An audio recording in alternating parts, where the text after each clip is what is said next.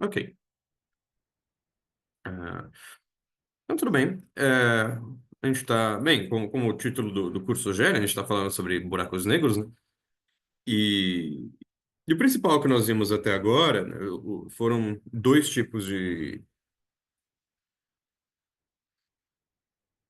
buracos negros, que são o buraco negro de Schwarzschild,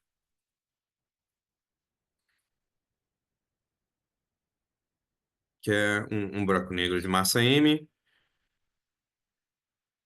sem carga e sem o que a gente depois vai chamar de spin, né? Sem rotação. E o outro é o buraco negro carregado, né? Que o nome chique que ele costuma levar é Heister-Nordstrom.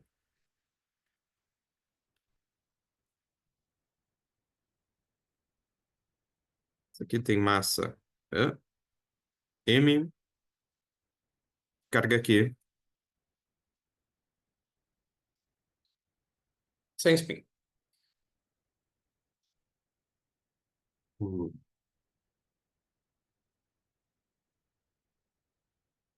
Então, perfeito.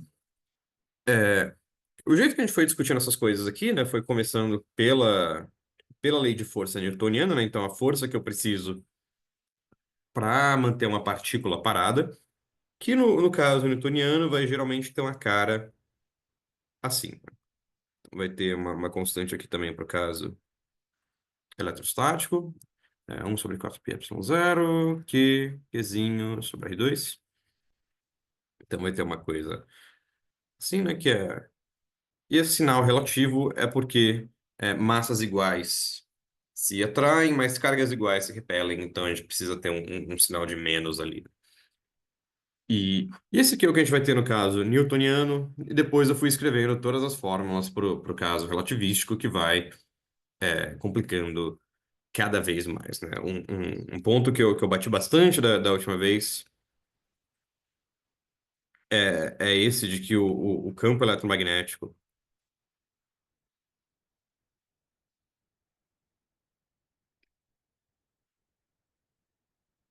também gravita, então ele também curva espaço-tempo, e por conta disso, quando um buraco negro tem carga, a geometria do espaço-tempo, o campo gravitacional ao redor dele, vai ser diferente, né? Ele vai interagir gravitacionalmente de uma forma diferente, mesmo com partículas sem carga. E eu escrevi toda uma lei de força mais detalhada para esse caso de Heisenberg-Nordstrom, que fica uma expressão enorme. E, eventualmente, o que a gente viu usando essas ideias foi que a área de um buraco negro de Heisenberg-Nordstrom vai ser dada por essa expressão aqui, né? 4π G2 M2 sobre C4, 2 mais 2 menos Q2, 4π epsilon zero GM2 menos Q2, 4π epsilon zero GM2. Então vai ser uma expressão com esta cara aqui. Aí uma coisa que eu ressaltei também é que para que essa área seja um número real, que é algo que a gente espera de uma área, né, de uma quantidade geométrica, a gente precisa que este pedaço aqui seja positivo. E para ele ser positivo, o que a gente descobriu é que eu preciso, em certo sentido, que a massa do buraco negro seja maior ou igual que a carga. Eu estou colocando aqui entre aspas porque tem algumas constantes na frente, né? Tem um lugar que aparece um Gzão, tem um lugar que aparece um 4π epsilon zero, tem algumas raízes, não sei o quê. Mas a ideia vai ser uma coisa assim, de que o buraco negro não pode ter carga demais. Como tem um valor absoluto aqui, essa carga não faz diferença se ela é positiva ou negativa. Mas o buraco negro não pode ser carregado demais. Se ele for carregado demais, então a ideia de área do buraco negro não faz mais sentido, eu não posso mais falar em um horizonte de ventos ou coisa do tipo. E o que eu vou acabar tendo é, ao invés de um buraco negro, uma singularidade nua. Então eu vou ter como se fosse um buraco, de fato, no espaço-tempo, né? Um rombo onde eu posso ter gravidade infinita ou coisas assim, sem necessariamente ter um horizonte de eventos na frente. É, então eu vou ter essa estranheza. Uma coisa que eu tinha comentado também ao longo das duas primeiras aulas é que o motivo da gente não gostar muito dessas singularidades nuas, né, ou seja, sem horizonte de eventos, é porque se eu tiver uma singularidade nua aqui, eu posso ter coisas que caem na singularidade nua e desaparecem do espaço-tempo, mas se eu faço isso ao contrário, eu também posso ter coisas saindo da singularidade nua. Isso impede que eu faça previsões sobre como o universo funciona, né? Então isso acaba dando muita dor de cabeça se você quiser usar física para prever o futuro ou coisa do tipo, que é o que a gente tipicamente faz com física, né? A gente prevê o resultado dos experimentos e coisas assim. E na presença dessas singularidades nuas, esse tipo de coisa fica particularmente difícil, se é que possível. Então a gente tem esse tipo de dificuldade. Por conta desse tipo de dificuldades e por conta dos tipos de resultados que a gente consegue provar na ausência de singularidades nuas, é amplamente acreditado pela comunidade em relatividade geral que essas singularidades nuas não existem. Então, se você sair procurando pelo universo, você nunca vai achar uma coisa assim. O único lugar onde você encontraria singularidades de verdade poderia ser, talvez, dentro de buracos negros ou coisas do tipo. Então, você não teria esse tipo de dor de cabeça. Essa ideia de que não existem singularidades nuas no universo, e tem todos os detalhes de, dadas estas condições, a gente acha que nunca vai se formar uma singularidade nua. É uma coisa que a gente chama de conjectura de censura cósmica.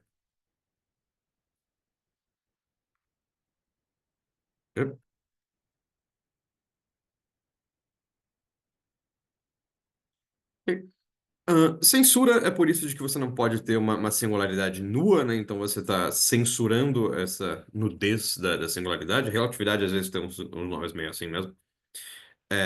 Cósmica é porque a gente está falando dessa coisa cósmica de como é que funciona o espaço-tempo, como é que funciona o universo, etc. E conjectura é uma palavra em matemática que significa algo como um chute educado, né? A gente não tem uma demonstração desse resultado, então ele não é um teorema. Mas a gente tem motivos para acreditar, né? Então, nós esperamos que ele seja verdade, nós temos argumentos teóricos para que ele seja verdade, né? Isso aqui, conjectura é um termo que a gente geralmente usa em tópicos bem teóricos, né? Então, principalmente em matemática. Então, isso aqui não é um teorema, não é provado, mas nós, a comunidade científica, acreditamos que eventualmente isso vai ser provado. Então, ainda é um problema em aberto, a gente ainda não tem certeza, mas tem uma certa confiança. E esse é um exemplo, inclusive, de um problema em aberto em relatividade geral, ainda hoje em dia, né? Uma coisa de que a gente já tem essas noções do que seria uma conjectura de censura cósmica, acho que desde os anos 70 talvez, ou mais ou menos por aí. E até hoje é uma coisa que ninguém conseguiu provar, então a gente ainda não sabe se em relatividade geral, em condições usuais, é possível formar uma singularidade nua, no caso, ou se existe alguma coisa em relatividade geral que proíbe que esse tipo de coisa aconteça, né? Que garante que sempre vai estar atrás de um buraco negro e, e coisas do tipo.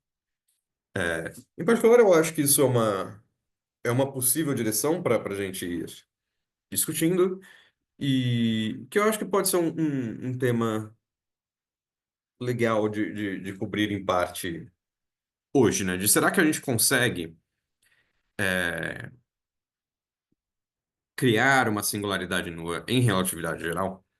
E, e no caso, a linha que eu vou seguir, né? Nas minhas notas, isso está como um apêndice, mas também está como alguns exercícios. Deixa eu só encontrar aqui onde. Tá, tá, tá, tá, tá.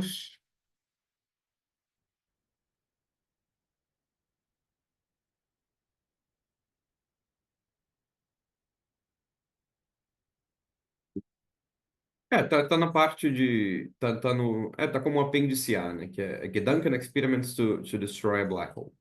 Experimentos mentais para destruir um buraco negro, né? Deixa eu colocar aqui a referência, porque isso é baseado em um paper.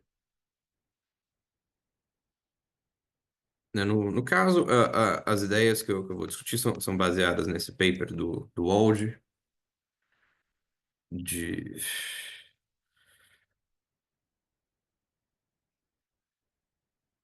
Gedanken Experiments.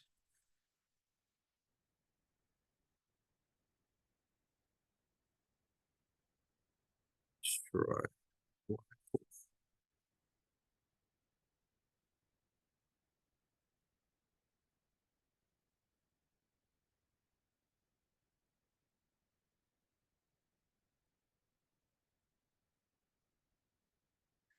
Physics,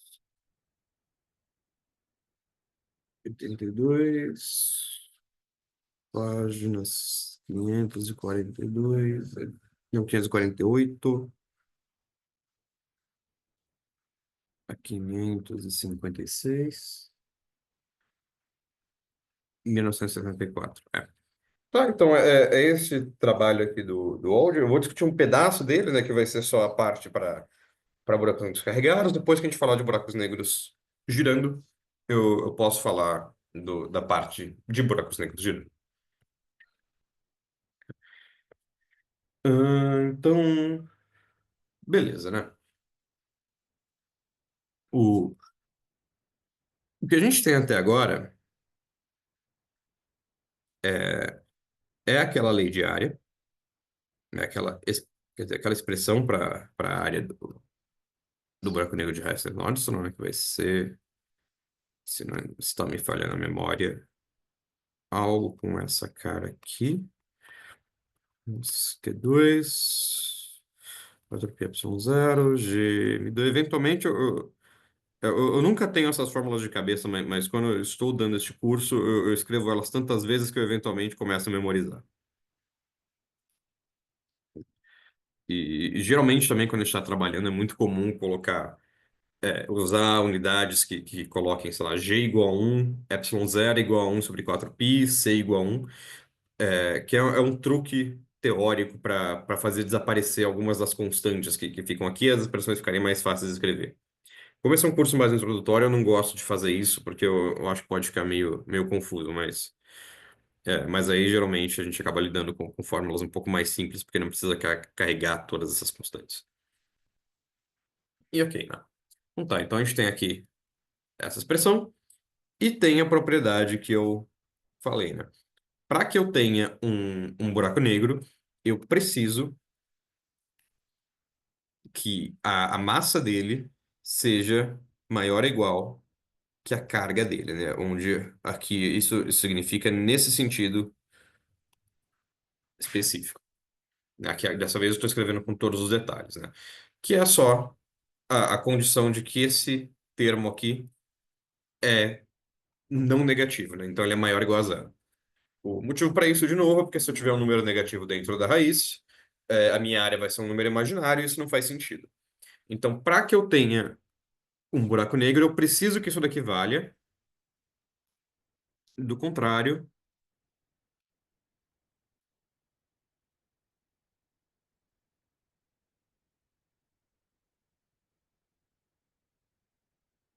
não é um buraco negro. O- o- Então, ok. Imagina agora que você encontra um buraco negro no meio da natureza, não sei, você vai até o centro da Via Láctea, por exemplo, lá tem um buraco negro, que é o Sagitário, a estrela, e você quer tentar fazer com que ele deixe de ser um buraco negro. Que tipo de coisa a gente poderia tentar fazer para desfazer o buraco negro, por exemplo, violar essa equação?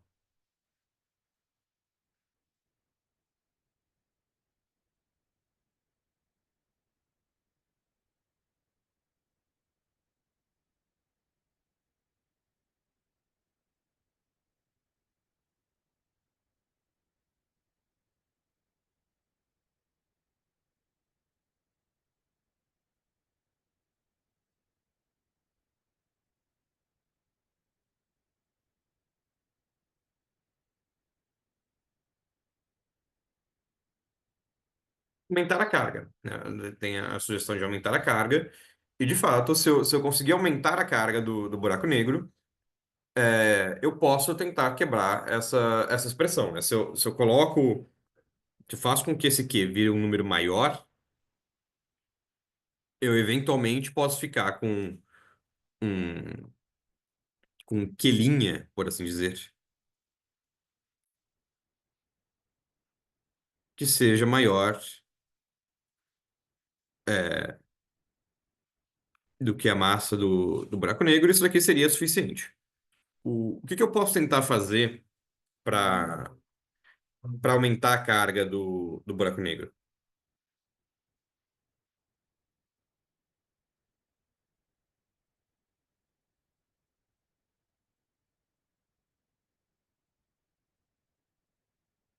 Então, uma ideia meio de fisicamente, né? Se você fosse fazer isso num laboratório ou coisa do tipo, que tipo de coisa você poderia tentar para... que tipo de processo eu posso usar para tentar aumentar a carga do buraco negro?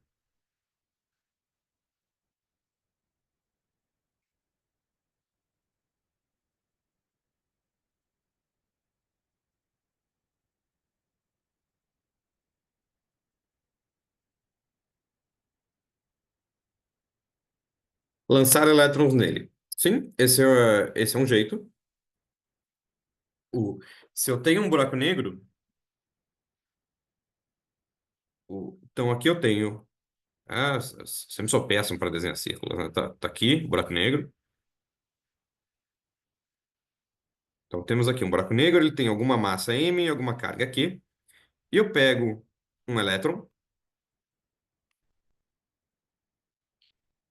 Digamos que esse elétron tem massa mzinho, carga qzinho, e eu quero jogar ele dentro do buraco negro. Quando eu jogar o elétron dentro do buraco negro, o que vai acontecer é o seguinte: por conservação de energia e por conservação de carga, eu vou ter que no final do processo eu vou ter um novo buraco negro,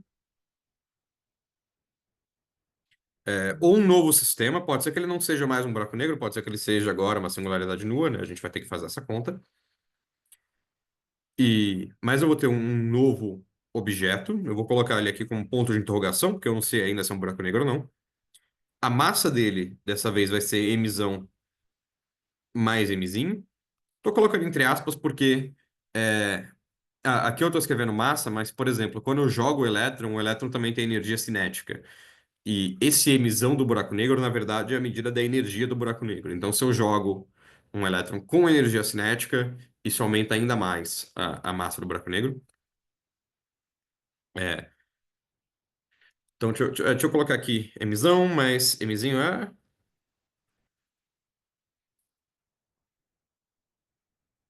mais três pontinhos, que são energia cinética ou alguma outra coisa que eu tenho que considerar.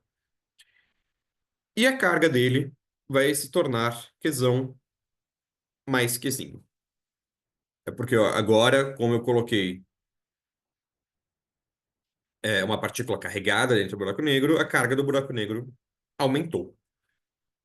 Ou diminuiu, depende do sinal do Qzão, né? Mas assumindo que o Qzão e o Qzinho têm o mesmo sinal, é,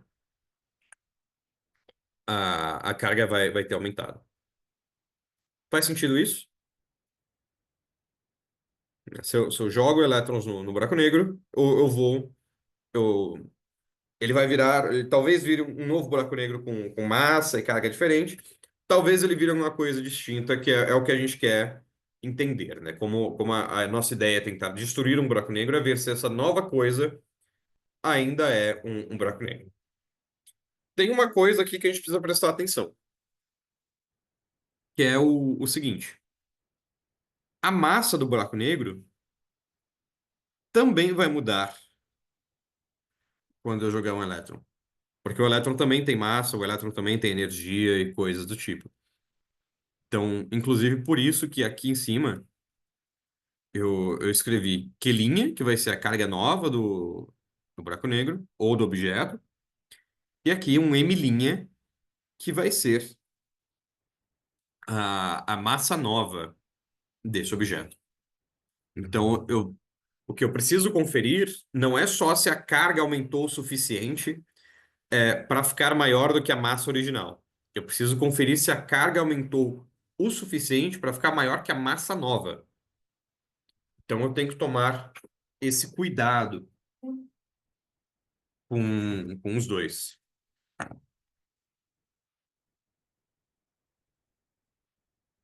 Então, o que a gente pode fazer aqui agora é o seguinte: vamos escrever qual que é a nova condição aqui. Eu vou assumir que a gente jogou um elétron que está com o mínimo de massa possível, então com o mínimo de energia possível. Porque se eu jogo o elétron e ele está com, por exemplo, energia cinética sobrando, isso vai deixar as coisas mais difíceis, né? Porque esse número aqui vai ficar maior. Então, eu preciso jogar ainda mais carga para compensar. Então, quanto mais energia eu joguei no buraco negro, mais difícil é eu destruir ele. Então, eu quero jogar um elétron com o mínimo de energia possível para conseguir destruir isso. O- Então, o caso que a gente tem mais chance de sucesso seria esse daqui, que eu tenho só a massa, o emisão mais emisinho, e não tenho outros tipos de energia aumentando ainda mais o buraco negro. E depois, se esse caso der errado, eu já posso perder as esperanças que isso aqui não vai dar certo. Então a gente começa por esse. Tudo bem?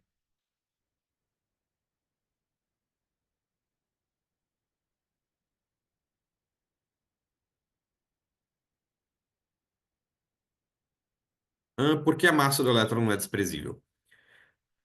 O...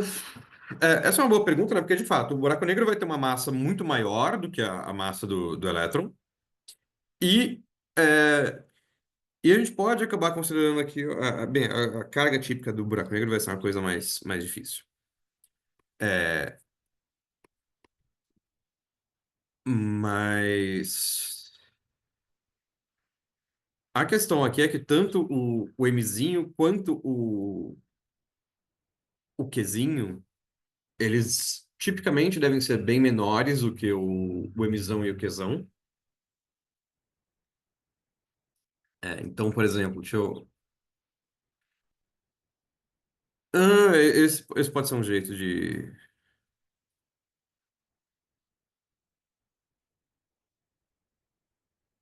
Deixa eu passar um jeito de pensar. Pode ser, acho que funciona, né? Pega o Sol, por exemplo. Ao invés de um buraco negro, eu vou pegar o Sol.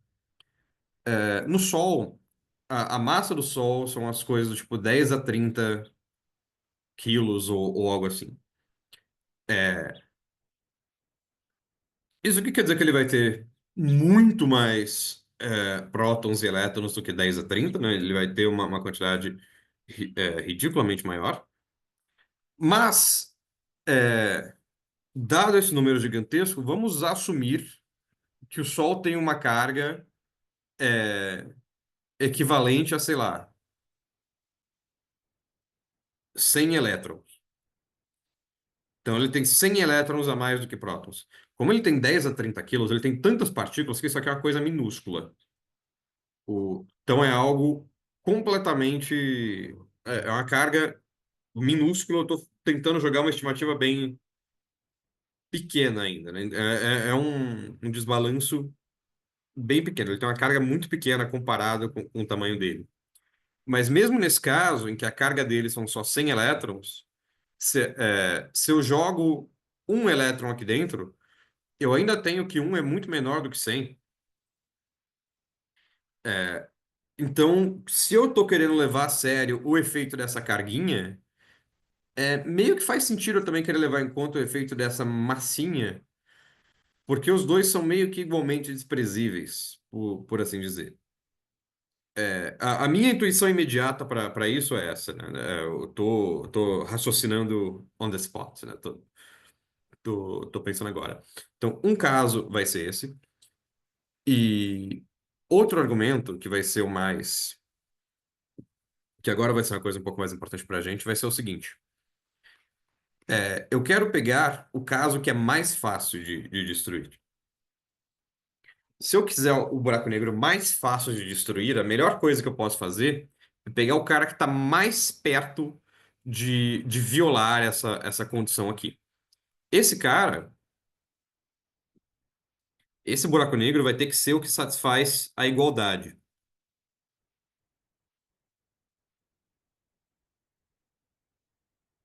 Porque se eu pego um cara que não está igual, se ele está maior, eu ainda tenho uma margem de erro, em que eu poderia aumentar a carga e não ter aumentado a carga o suficiente. Esse cara aqui, que é o que a gente chama de um buraco negro extremal, talvez em português as pessoas falem extremo, não sei.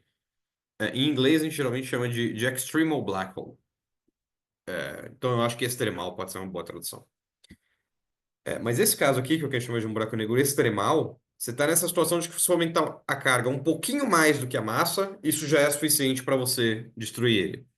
Só que se você aumentar a massa um pouquinho mais do que a carga, você ainda vai estar com um buraco negro. E aí isso não vai ter sido o suficiente para destruir. Então, como você está nesse equilíbrio perfeito, tanto a carga quanto a massa do elétron vão ser muito pequenos, mas por você estar nesse caso limite, é relevante você acabar considerando os dois. Isso faz sentido?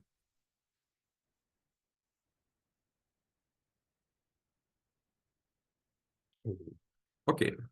Então a ideia vai ser essa, né? Se eu pego esse caso extremal e considero só a carga, aí eu com certeza vou violar. Mas se eu considero essa correção da massa, pode ser que a massa seja é, grande o suficiente para impedir que eu faça isso. Então vamos ver o que que a gente precisa, qual condição a gente precisa sobre a massa e a carga para conseguir violar isso. Se eu quiser violar essas coisas, o que eu vou ter que fazer aqui vai ser um g irmão mais m ao quadrado. Eu vou querer que isso aqui seja menor. Eu estou impondo isso, né? Então, impondo. Porque isso aqui é o que eu quero obter. E aqui do outro lado que eu vou ter vai ser um qzão mais qzinho ao quadrado sobre 4π epsilon zero. Então eu vou estar com uma situação assim. O que eu vou fazer agora, então, só por simplicidade, eu vou assumir que o Q e o Qzinho são positivos, que é só para não ficar carregando um monte de sinal de menos, ou módulos, ou coisa do tipo. Mas, claro, o argumento funciona independente de qual é o sinal da carga, né? Ele não vai ser relevante para isso. Mas, assumindo isso daqui, eu posso agora tirar a raiz quadrada dos dois lados. O que eu vou ficar vai ser raiz de g vezes mzão mais mzinho, menor do que qzão mais qzinho, sobre raiz de 4π epsilon zero. Porém, eu sei, como o buraco negro é extremo, eu sei que a gente começou com o caso em que gm2 é igual a q2 sobre 4π epsilon zero. E se eu tirar a raiz disso daí, eu chego que a raiz de gm é igual a q sobre raiz de 4π epsilon zero. Usando isso, eu sei que eu posso cortar esse termo com esse termo. Então, o que eu vou ficar vai ser que a raiz de gm tem que ser menor do que q sobre 4π epsilon zero. E se eu quiser me livrar dessas raízes, eu posso elevar as coisas ao quadrado de novo, né? E ter uma coisa assim. Então tá. Então você vê que, em princípio, essa coisa que eu tô jogando, né? A gente tá falando em um elétron, mas você vê que não poderia ser um buraco negro, né? Um buraco negro iria violar essas condições aqui. Então eu não posso jogar um buraco negro em outro buraco, um buraco negro pequenininho em outro buraco negro grandão e esperar que essa coisa seja destruída. Eu tô falando um buraco negro pequenininho porque eu tô assumindo que esse menor ele não afeta muito o espaço-tempo, né? Eu tô assumindo que ele é muito menor. É, Isso está implícito nas contas, em particular, porque a gente estava olhando para a expressão da área, do buraco negro, etc. E se você quiser considerar dois buracos negros grandes, você tem que fazer contas bem mais complicadas. Em particular, você não pode assumir que eles estão parados. E que é o que a gente está fazendo com o buraco negro grandão aqui. Então você precisa que ele satisfaça isso daqui. E aí, então, a primeira pergunta que a gente tem é se o elétron satisfaz esta coisa aqui. E para responder isso, o que você pode fazer é você joga no Google ou vai em algum lugar para ver qual que é a massa do elétron, qual que é a carga do elétron, qual que é o valor do Gzão, qual que é o valor do epsilon zero, etc e tal. Então, por exemplo, essas propriedades todas são tabeladas hoje em dia. O lugar que eu geralmente confiro é um artigo que eles renovam a cada 2 anos, de um pessoal que chama Particle Data Group. É uma colaboração que fica conferindo valores experimentais de várias constantes da natureza, de várias propriedades de partículas. E a cada 2 anos eles costumam fazer um artigo gigantesco, um artigo de umas 2.000 páginas, com todas as informações de todas as partículas conhecidas e não sei o quê. Então, se você quiser ver quanto tempo demora para, não sei, um cáon decair. E aí você vê lá qual cáon você quer olhar, eles vão ter tipo, a informação de quanto tempo demora, quais são os jeitos que ele pode decair, qual é cada propriedade, etc e tal. Em particular, se você quer ver a massa e a carga do elétron, tem lá.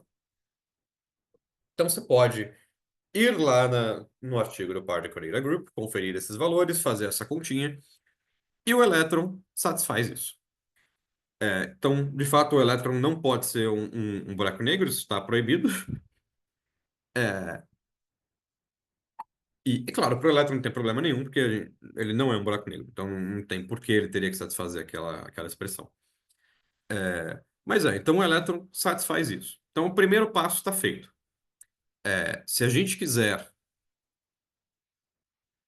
destruir um buraco negro, a gente pode tentar colocar um elétron dentro dele, e se o elétron entrar no buraco negro, é, isso deveria funcionar, né? A pergunta agora tem esse detalhe que eu fiz questão de falar agora, que é se o elétron entrar. Então, a nova pergunta que a gente tem agora é: se eu soltar um elétron perto do buraco negro, esse elétron entra no buraco negro ou não? Hum. E como que eu posso quantificar isso, né? Como que eu posso descobrir isso? Sugestões ou ideias, estimativas? Isso funciona, isso não funciona? O que vocês acham por enquanto?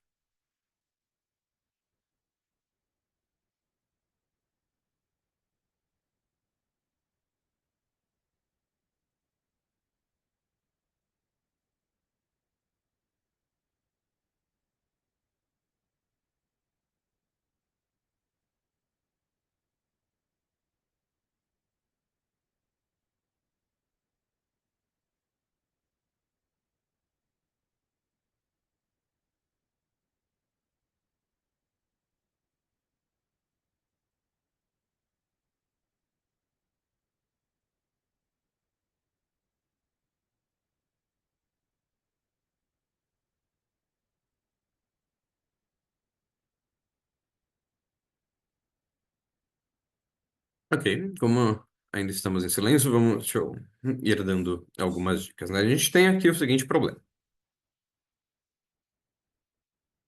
A gente tem um buraco negro aqui.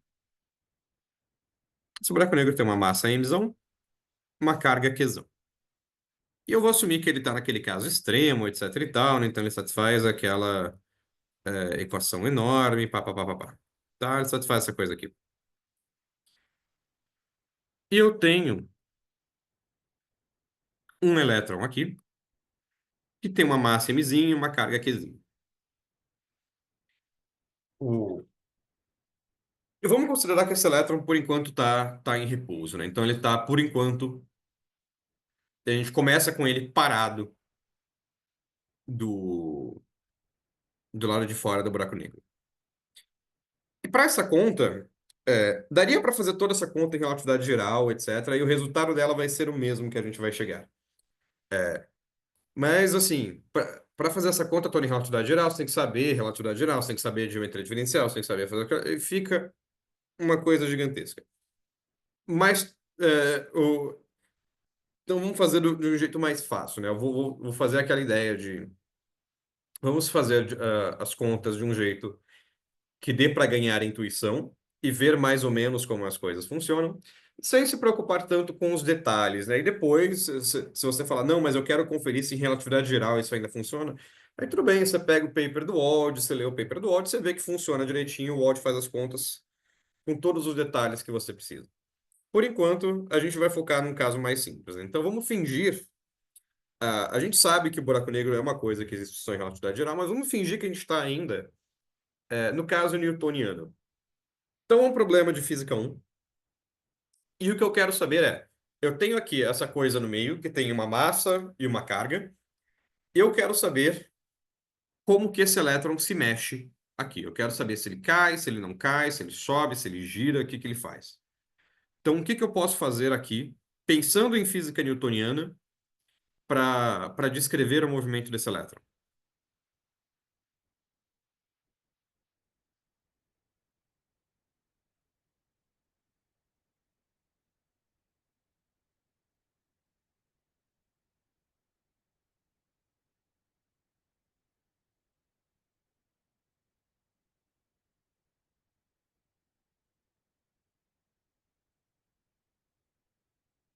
Analisar as forças. Sim, né, quando você está montando um problema de física newtoniana, o que a gente eventualmente vai querer fazer vai ser aplicar as leis de Newton para ir resolvendo o movimento. Então, a primeira coisa para você fazer esse tipo de coisa é analisar quais são as forças que agem no nosso sistema. Quais forças que são relevantes aqui?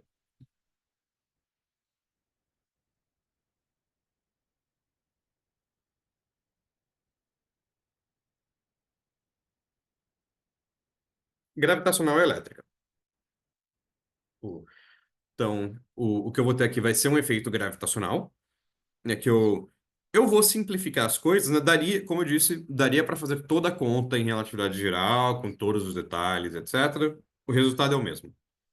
O, então, com o objetivo de só ganhar intuição, sem precisar fazer todas as contas em todos os detalhes, que daria muito mais trabalho, né? Esse é um curso que tem mais a ideia de ser algo mais lúdico e exploratório do que algo super preciso. A gente vai fazer as contas usando o caso newtoniano mesmo, né? Então vai ser força igual a Gzão, Mzinho sobre R2. Essa é a gravitacional. E eu tenho a elétrica, que vai ser 1/4πε0, Qzão, Qzinho sobre R2. E aí eu junto as duas daquela forma que eu falei, em que eu vou precisar, em que a força total aqui agindo sobre o elétron vai ser algo do tipo de Mzão, Mzinho sobre R2 menos 1/4πε0, Qzão, Qzinho sobre R2. O, olhando essa expressão, você já dá para a gente saber de cara se o elétron cai ou não cai, se ele vai na direção do buraco negro, se ele vai para longe, se ele faz outra coisa, se ele dá uma rodadinha, o que acontece? Ou a gente ainda tem que fazer mais coisas para descobrir?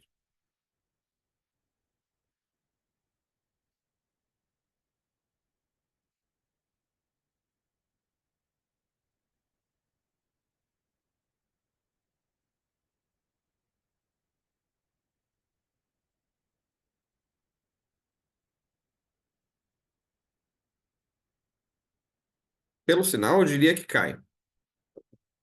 O- Tem uma sutileza aqui ainda, que é o seguinte. A gente tem um termo aqui que é atrativo, né? Gravidade sempre é atrativa, pelo menos nos casos que a gente está considerando, né? Massas positivas, etc. Então, esse cara aqui quer fazer com que as coisas caiam. Só que eu tenho este outro termo aqui que tem um sinal oposto. E essas duas cargas têm o mesmo sinal, né? Porque se eu quero destruir o buraco negro, eu preciso que o Q e o Qzão sejam. Bem, pode ser os dois positivos, pode ser os dois negativos, até aí tanto faz. Mas então eu tenho aqui um termo que é positivo. Positivo, no caso, significa que ele está fazendo com que o elétron queira cair. E eu tenho um outro que é negativo e que tem o sinal contrário. Então ele está querendo fazer com que o elétron vá embora. O que eu tenho aqui, então, vai ser essa coisa um pouco mais complicada, em que eu tenho uma força gravitacional que está atraindo o buraco negro, desculpa, que está atraindo o elétron para o buraco negro, e eu tenho uma força elétrica que está repelindo o elétron, e está querendo fazer ele ir embora. Então eu preciso analisar com um pouco mais de cuidado qual que vai ser esse equilíbrio de forças nesse sistema. Ele não é só batendo o olho, a gente ainda não tem tanta certeza de, de qual que vai ser o destino dele. Então a gente precisa conferir isso com mais cuidado. Se eu quiser que ele caia no buraco negro, eu preciso que a força gravitacional vença. Então, é, para cair, o que eu vou precisar vai ser que o F seja maior que zero. Isso aqui nas convenções de sinal que eu estou usando, né? Porque essa força aqui vai ser negativa, ela está apontando para longe. Essa força aqui vai ser positiva, ela está apontando para perto. E, e aí aqui eu estou escondendo todos os vetores, etc., em parte porque eu começo a ficar confuso com os sinais de forças gravitacionais nos vetores, etc. Mas eu sei que a força gravitacional é atrativa, e esse cara aqui eu estou vendo que é positivo, então se eu quiser que caia, eu preciso que esse cara vença. Então eu preciso que essa força gravitacional seja maior do que essa força elétrica, que eu sei que é repulsiva, porque cargas iguais se repelem. Até que tudo faz sentido?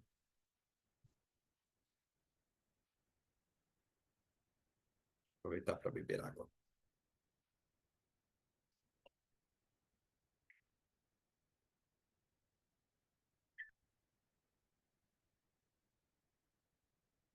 Ok? Se alguém estiver perdido, quiser que eu rebobine ou qualquer coisa do tipo, pode falar. Se quiser, pode me mandar no chat privado. Fiquem à vontade. E qualquer coisa a gente vai indo aos poucos. Mas ok, queremos então que a força seja maior que zero para que o elétron caia no buraco negro. Então, se eu jogar essa expressão aqui, o que eu vou ter então vai ser que o Gzão, Mzão, Mzinho sobre R2 tem que ser maior do que esse 1 sobre 4π epsilon zero, Qzão, Qzinho sobre R2. Se eu usar agora essa expressão que eu tenho aqui, né, que eu sei que eu estou com um buraco negro extremal, e eu assumi isso porque esse é o mais fácil de destruir, eu posso tirar a raiz dos dois lados aqui, né, vai ficar raiz de G, mzão, igual a Q sobre raiz de 4π epsilon zero. E usando essa expressão dos dois lados dessa desigualdade aqui, o que vai ficar para mim vai ser o seguinte, né? Eu já vou tirar esse R2, então vou ficar com G, emão, eminho, maior do que 1 sobre 4π epsilon zero, Qzão, Qzinho. Eu posso separar essa expressão como raiz de G, emão, vezes raiz de G, eminho, maior do que Q sobre raiz de 4π epsilon zero, Q sobre raiz de 4π epsilon zero. Então, eu só separei esses pedaços aqui. Eu separei esse gzão em duas raízes, porque agora vem uma com esse mzão e uma com esse mzinho. E eu estou fazendo isso porque nessa expressão aqui aparece raiz de g mzão. E eu fiz a mesma coisa com esse 4π epsilon zero, que agora está uma raiz aqui, uma raiz aqui. Agora eu posso usar essa equação aqui em laranja para tirar esse pedaço e esse pedaço. E o que fica no final vai ser raiz de g, opa, mzinho, maior do que qzinho sobre 4π epsilon zero. Se eu quiser, agora eu posso levar de volta ao quadrado, só para me livrar dessas raízes.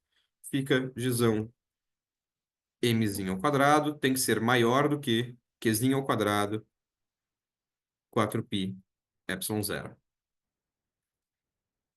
Essa é a condição para cair. Se eu quiser que o elétron caia no buraco negro, eu preciso que isso aqui seja satisfeito. Se não, a força não aponta na direção do buraco negro e ou o elétron fica parado ou ele vai para longe.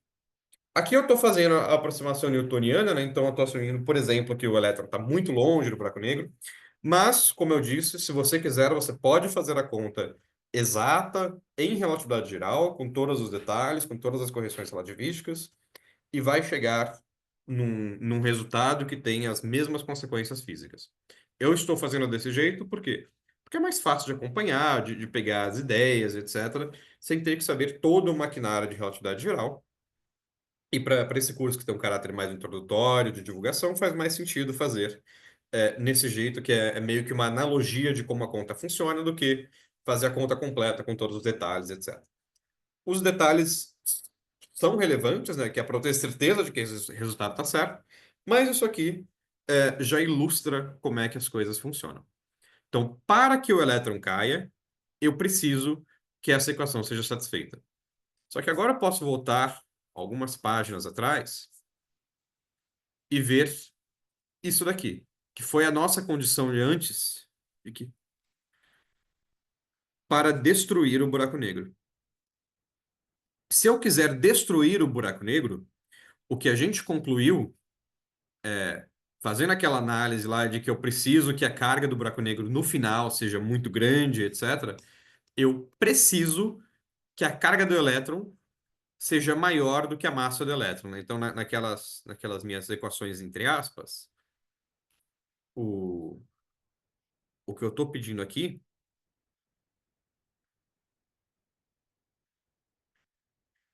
para destruir, eu preciso que a massa seja menor do que a carga. Porém, para cair, eu preciso que a massa seja maior do que a carga. Ou seja, se eu quiser destruir, o elétron não cai. Se eu quiser que o elétron caia, ele não destrói o buraco negro. A condição para que eu consiga destruir o buraco negro é exatamente o contrário da condição para que o elétron entre no buraco negro. Se eu... E isso acaba evitando que o buraco negro seja destruído. Então, se eu tentar fazer esse experimento em que eu começo aqui com um buraco negro já na beira do precipício, né? Já está com a maior carga possível que cabe dentro de um buraco negro, e eu falo, eu quero colocar um elétron dentro dele para ver se eu consigo destruir o buraco negro. Isso não vai ser suficiente, porque se o elétron tiver, ou na verdade, se a sua partícula tiver, né, não precisa nem ser um elétron, porque aqui eu estou falando elétron para seguir o que a gente tinha discutido no chat, mas em nenhum momento a gente precisa que realmente seja um elétron. Isso aqui também serve para um próton, serve para qualquer outra coisa. E se eu quiser colocar uma partícula carregada no buraco negro, ela só vai ser capaz de destruir o buraco negro se a carga dela for tão grande que ela é repelida pela força elétrica. Então, acaba que o eletromagnetismo e a gravidade ficam exatamente nessa confluência perfeita para que o elétron vá para longe ao invés de cair. E isso impede que o buraco negro seja destruído. Então, a nossa ideia de como tentar destruir um buraco negro usando, jogando uma partícula carregada dentro dele, não dá certo. O, e isso é um dos motivos, né, não é o único, mas é um dos motivos que faz com que a gente tenha confiança nessas coisas de conjectura de censura cósmica. Porque apesar de a gente não ter uma demonstração de conjectura de censura cósmica, você tem alguns desses resultados em que a gente testa casos particulares, ou testa uma ideia, ou coisas do tipo, vê se a gente consegue violar e alguma coisa dá errado. Então parece que o universo conspira para que a gente não consiga criar uma singularidade nua. Então esse aqui é um exemplo desse tipo de coisa, né? Você tenta fazer um processo que iria destruir o buraco negro, que iria fazer com que ele vire uma singularidade nua, que viole aquela regra de que buracos negros não podem ter carga demais. Isso acaba dando errado, porque, por acaso, o campo eletromagnético vai empurrar a sua partícula para longe e ele não vai cair dentro do buraco negro. Então, este experimento mental, em particular, dá errado. Como eu falei, esse caso aqui foi um que quem analisou pela primeira vez foi o Wald. E ele faz uma conta muito mais completa do que essa, né? Não só ele faz o caso relativístico, mas ele faz o caso. Aqui eu tô falando que, tipo, a gente solta o elétron e deixa ele cair, e só vê se ele cai ou não. Mas eu poderia tentar uma coisa diferente, do tipo, ao invés de eu só soltar o elétron, eu posso jogar ele no buraco negro. Então eu coloco uma velocidade inicial, para tentar forçar o elétron a entrar no buraco negro. Só que aí vai ter outras coisas que vão ser relevantes e que dá para você perceber na conta relativística completa, de que se eu jogo com uma velocidade inicial, agora o meu elétron tem energia cinética. Como ele tem energia cinética, isso aumenta ainda mais a massa do buraco negro. Então, se eu conseguir colocar ele lá dentro, de novo, as coisas conspiram para que o aumento de energia do buraco negro acabe sendo maior do que o aumento de carga. Então, o único jeito do elétron entrar no buraco negro, mesmo quando eu considero esses efeitos de eu jogar o elétron dentro do buraco negro, ao invés de só soltar ele, vai ser esse tipo de coisa de que as coisas, no final das contas, só vão dar certo. Eu só vou conseguir colocar o elétron dentro do buraco negro se o aumento de massa for maior que o aumento de carga. Então, eu não sou capaz de usar esse tipo de técnica, de eu jogar partículas para destruir o buraco negro. Faz sentido a ideia geral? Como que essa conta funcionou? Então, recapitulando, o que a gente fez foi olhando para. A gente começou olhando para a área do buraco negro e concluiu que o buraco negro não pode ter carga demais, né? Eu tenho uma regra assim. Depois a gente falou, será que eu consigo violar isso? Será que eu consigo jogar uma partícula lá dentro e quebrar essa condição? Então a gente tentou fazer esse experimento, a gente tentou jogar uma partícula dentro do buraco negro e ver se a gente conseguia aumentar a carga do buraco negro sem aumentar muito a massa. Então seria uma partícula que tem bastante carga, mas nem tanta massa, e um elétron de fato satisfaz isso. Na verdade, uma boa. Talvez todas as partículas elementares satisfaçam isso, eu não lembro de cor. Não só com carga, para o caso de partículas elementares, você às vezes precisa colocar a rotação também. Então, algumas partículas não têm carga, mas quando elas não têm carga, elas têm rotação. E isso acaba sendo suficiente para todas essas coisas. E,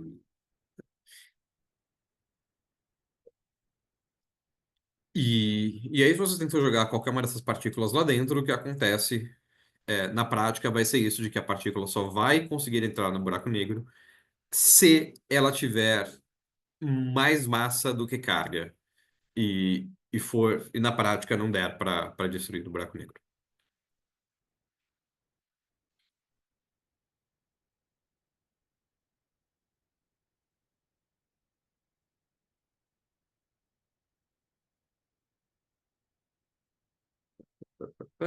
Deixa eu botar um pouco mais.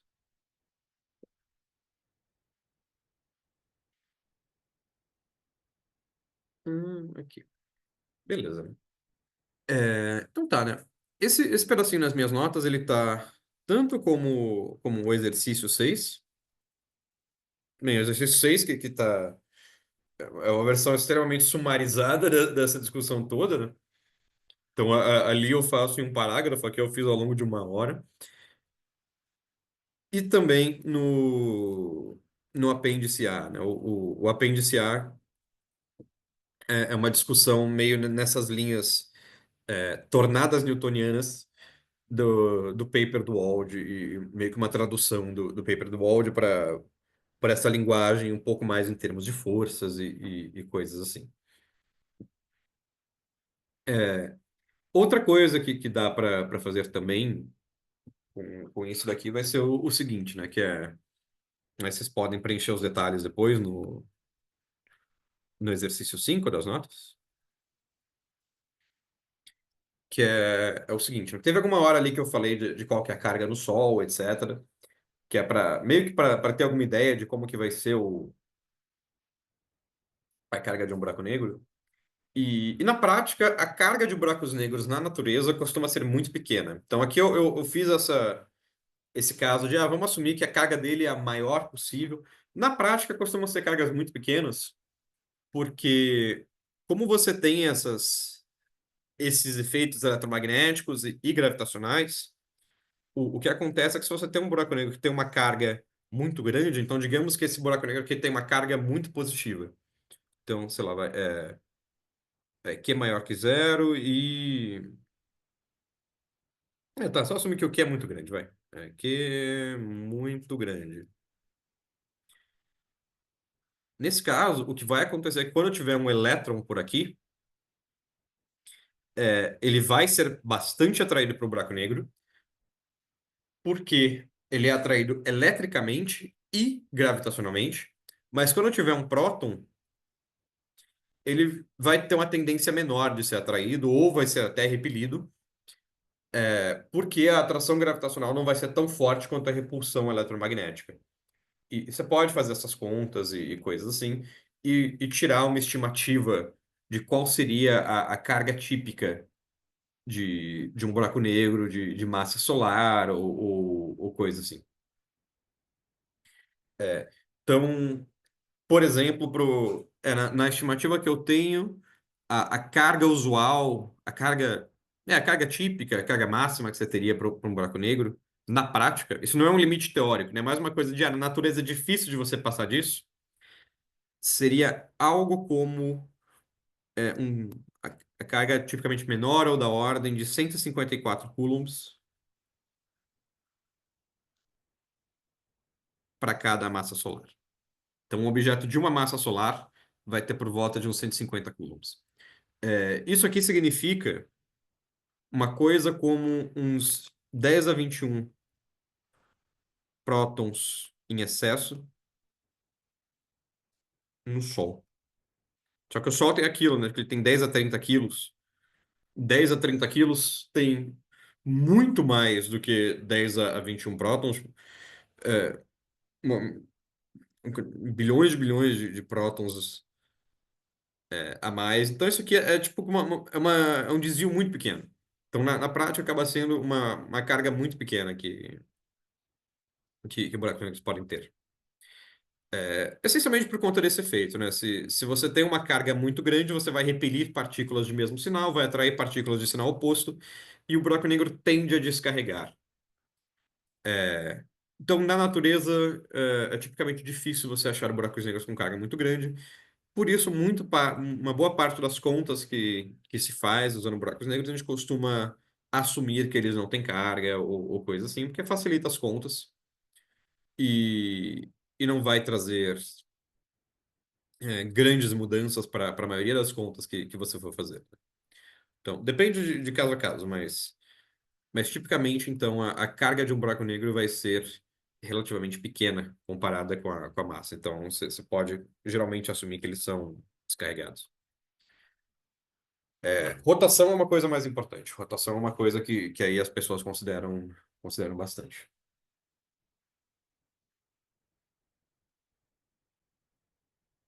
E, e que vai ser também a próxima parte que a gente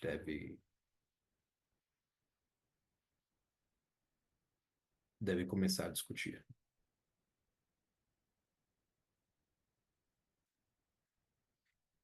Ok. Alguma pergunta até agora? Senão, o próximo passo vai ser começar a discutir buracos negros em rotação. Então, se tiver alguma coisa ainda sobre. Bem, vocês podem perguntar depois também, não tem problema nenhum. É, mas se vocês quiserem perguntar mais alguma coisa sobre o caso carregado ainda, é bastante ideal já, já falar agora.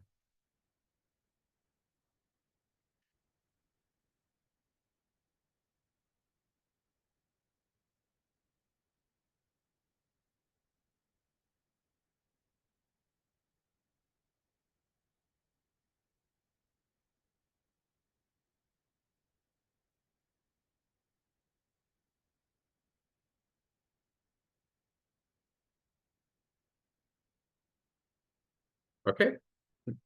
Tudo certo? Então, beleza, vamos seguindo então.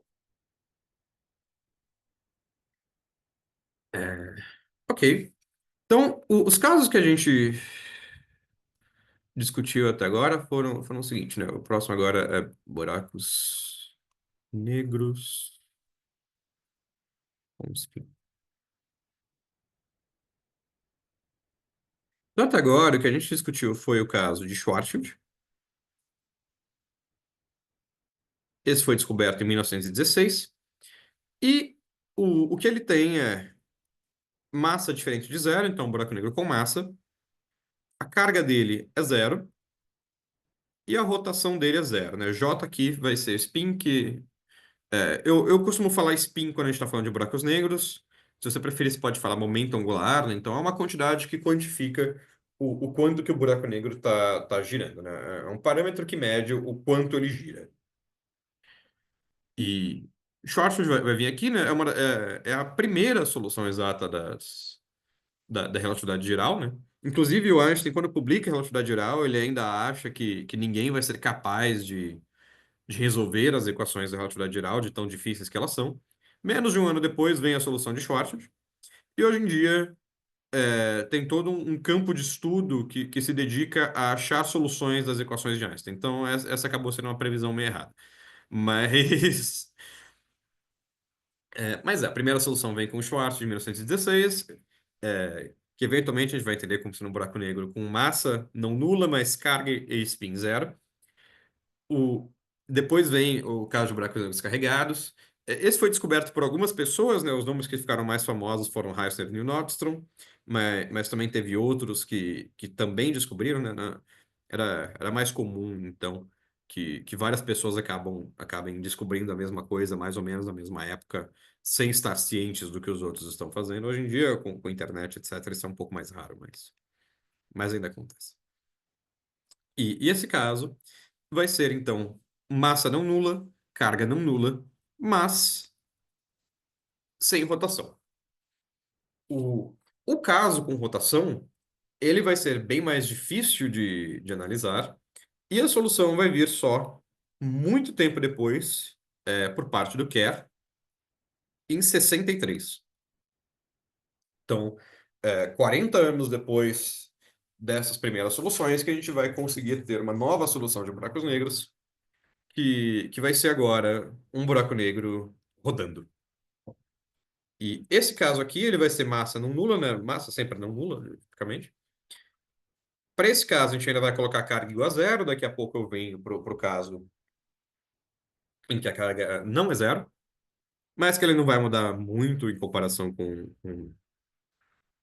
o que era usual.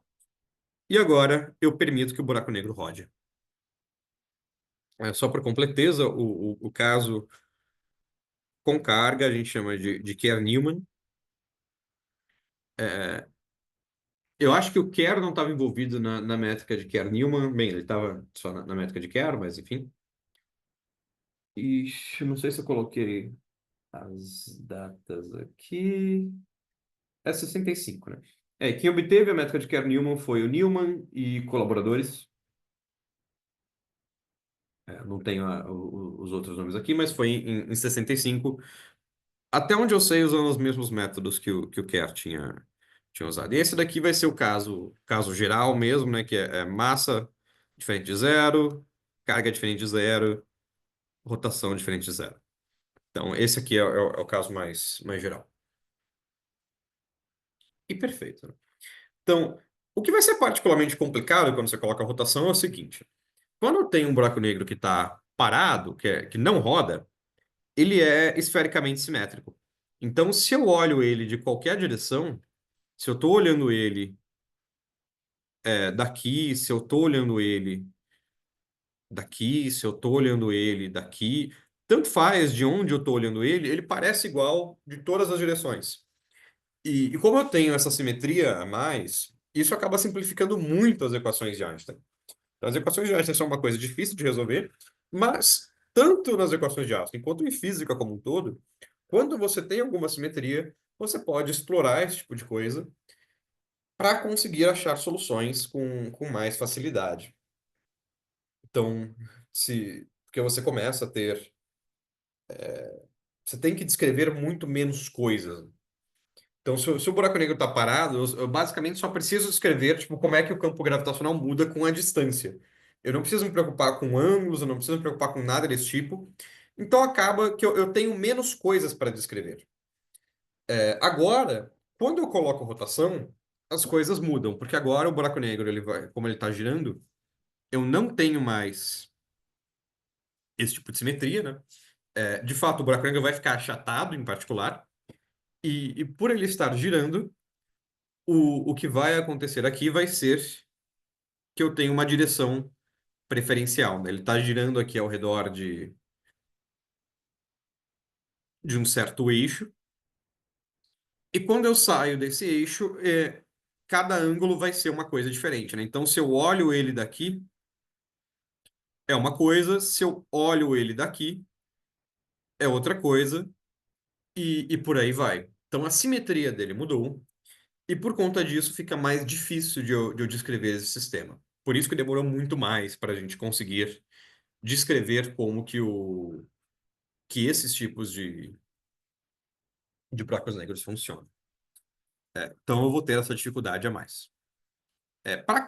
O número que caracteriza essa quantidade, o quanto que ele está rodando, vai ser isso que eu prefiro chamar de spin, né, mas você também pode chamar de momento angular, que vai ser o, usando a mesma ideia de que a gente tem em física 1, vai ser o momento angular na direção de rotação do buraco negro, né? Então vai ser, por exemplo, se o buraco negro está rodando ao redor do eixo Z, vai ser o momento angular na direção do eixo Z, que a gente geralmente chama de J.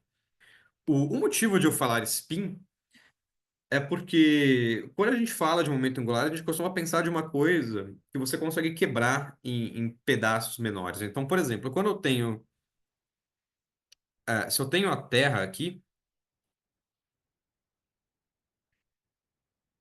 então aqui tá a Terra, eu não sei se eu tenho alguma coisa para preencher, eu acho que talvez eu até tenha aqui um botãozinho para pintar as coisas preenchendo, mas eu vou só fazer do jeito a moda antiga mesmo. Então pronto, tá aqui a Terra. E se a Terra aqui está girando, o que eu posso fazer ao invés de eu só pensar na Terra como rotacionando, eu posso pegar cada pedacinho da Terra. Então, por exemplo, eu olho essa região aqui e eu vou ter ali todas as partículas que formam a Terra, e cada uma dessas partículas está translacionando.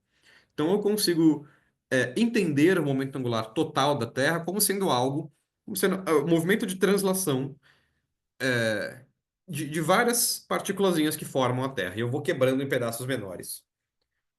Com um buraco negro, não é uma coisa tão simples, porque o buraco negro não é um objeto, ele é uma região do espaço-tempo.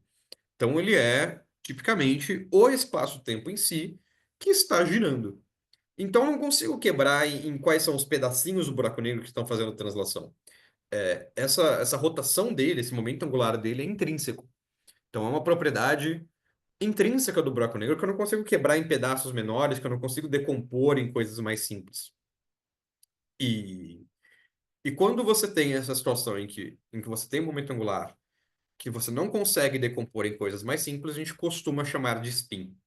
É a mesma coisa quando você vai para a mecânica quântica, você fala, por exemplo, em partículas com spin, no spin do elétron, spin do fóton, spin do não sei o quê.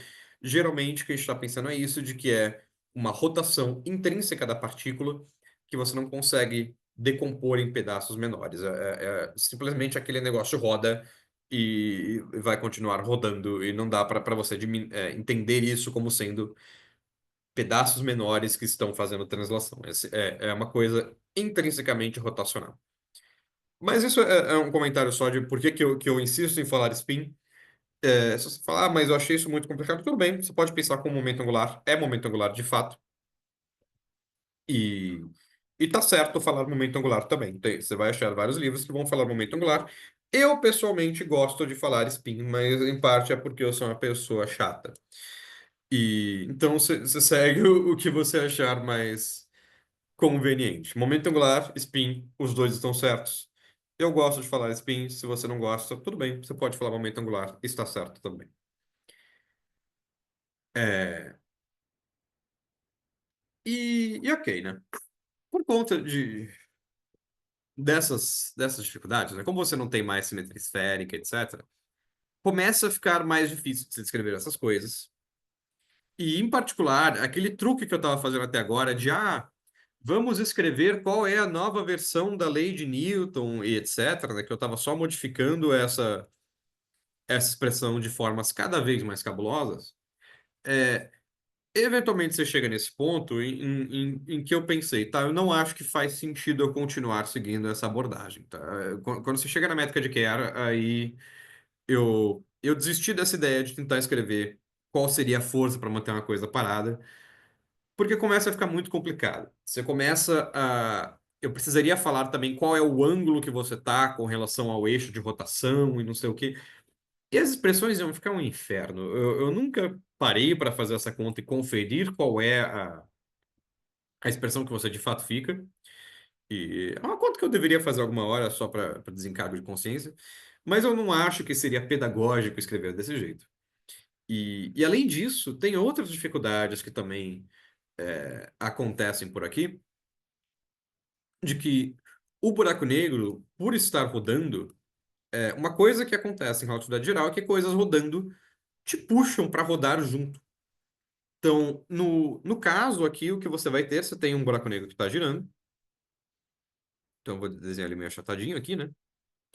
E você tem ainda uma região ao redor dele, eu vou desenhar ela assim,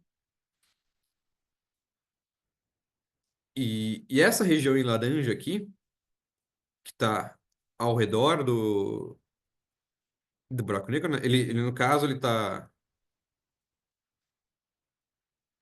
o eixo de rotação dele está aqui, né? Então ele tá girando desse jeito, né? Isso aqui é uma vista de lado.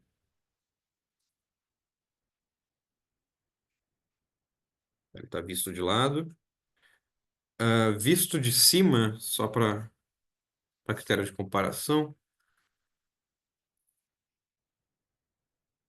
visto de cima fica assim. Opa.